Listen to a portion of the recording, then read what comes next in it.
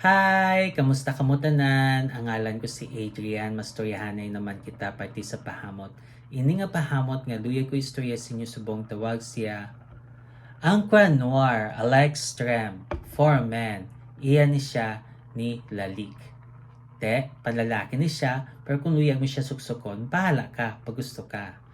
Ano ni siya klase nga pahamot?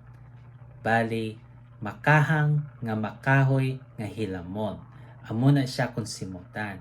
Angay siya sa katamtaman nga panahon, ang temperatura nga para siya is between 60 to 80 degrees Fahrenheit o kung 16 to 27 degrees Celsius.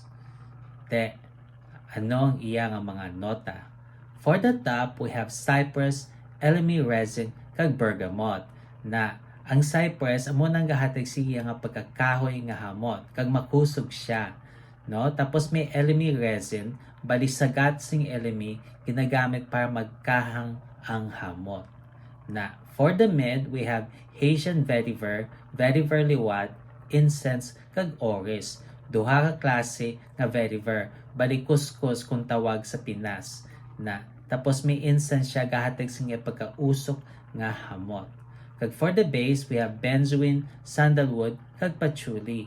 Ang benzoin gahatag siyang pagkainit kag medyo jutay nga pagkatamis, no? Kag may patchouli siya para dumi pagkaduta ang hamot.